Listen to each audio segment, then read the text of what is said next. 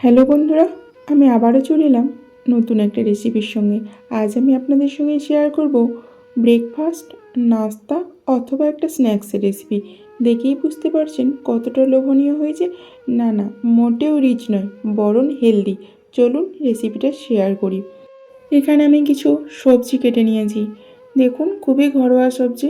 এখানে রয়েছে আলু, এখানে রয়েছে সিম, ফুলকপি, গাজর আর লঙ্কা। আর এখানে নিয়ে নিয়েছি সুজি। সুজিটা যেরকম প্রয়োজন সেই রকমই নেবেন। আমি এখানে 2 বাটি নিয়েছিলাম। এখানে আমি উনানটা জ্বেলে কড়াইটা বসিয়ে দিলাম। কড়াইয়ে দিয়ে দিলাম জল, এরপরে দিলাম পরিমিত লবণ। জলটা এখানে ফুটে না উঠলেও হবে, মোটামুটি গরম হয়েছে দেখেই বুঝতে পারছেন। এইরকম অবস্থায় আমি 2 বাটি সুজি দিয়ে দিলাম। এরপর অনবরত নাড়াচাড়া করতে হবে, তা না হলে তলায় লেগে যাবে।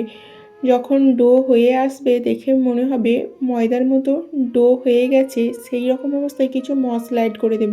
দেখেই বুঝতে পারছেন ডোয়ের আকার নিয়ে নিয়েছে। এখন দিয়ে দিলাম কালো জিরা, এরপরে দিয়ে দিলাম চিলি ফ্লেক্স, এরপরে দেব ধনিয়া পাতা। এরপর অল্প কিছুক্ষণ নাড়াচাড়া করে ভালোভাবে মিক্স হয়ে গেলেই নামিয়ে নিতে হবে। আমার এখন হয়ে গেছে, আমি নামিয়ে নিলাম। এরপর হালকা গরম থাকা অবস্থাতেই এইভাবে হাতে করে প্রেস করে করে আমি আবারও এটাকে ডোয়ের আকার দিয়ে দিলাম। এরপর আমি আবারও উনানে কড়াই বসিয়ে দিলাম, দিয়ে দিলাম সাদা তেল, এরপরে ফোড়নে দিলাম 5 ফোড়ন, শুকনো লঙ্কা। এরপরে সমস্ত সবজিগুলোকে আমি ঢেলে দিলাম। তারপরে দিয়ে দিলাম হলুদ, এরপরে দিয়ে দিলাম লবণ। তারপরে হালকা হাতে অল্প কিছুক্ষণ নাড়াচাড়া করে সমস্ত মশলাগুলোর সঙ্গে সবজিটা ভালোভাবে মিক্স করে এখন আমি চাপা দিয়ে দেব। আর এটাই এইভাবে ঢাকা চাপা করে কিছুক্ষণের জন্য ভাজতে হবে। তারপর আমি শেষের দিকে দিয়ে দিলাম কসুরি মেথি।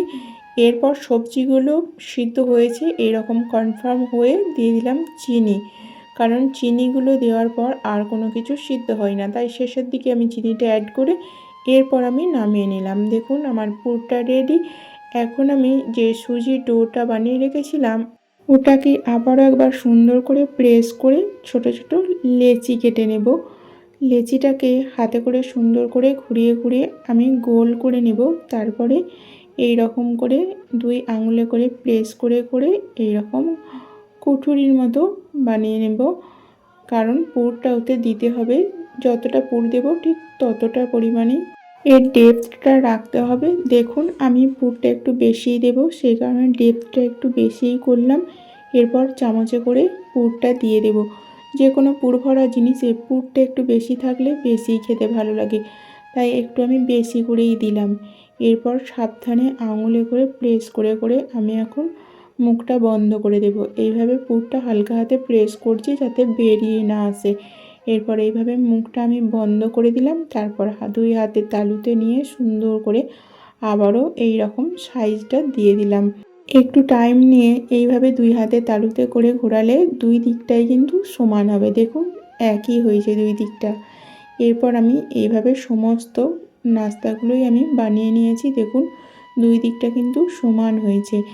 এখন আমি উনানেতে একটা হাঁড়ি বসিয়ে দিলাম, এরপরে দিয়ে দিলাম 1 মগ জল। এরপর ঢাকা দিয়ে আমি উনানটা জ্বেলে দেব। ঢাকা দিতে হবে এই কারণেই যাতে জলটা খুব সহজেই ফুটে ওঠে। তো দেখুন জলটা ফুটে উঠেছে। এখন এই রকম একটা ফুটো করা বাসনের মধ্যে অল্প একটুখানি অয়েল ব্রাশ করে নিয়েছি যাতে আটকে না যায়। এরপর আমি বাসনটা বসিয়ে দিলাম হাঁড়ির মুখে, তারপর চাপা দিয়ে দিলাম।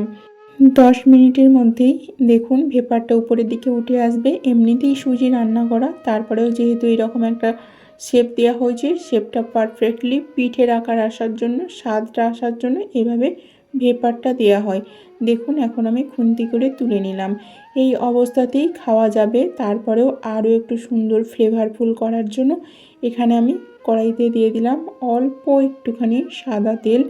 এরপর কড়াইটা ঘুরিয়ে তেলটা কড়াইয়ের মধ্যে লাগিয়ে নিতে হবে যাতে টিফিন বা নাস্তাগুলো কড়াইয়ের মধ্যে আটকে না যায়।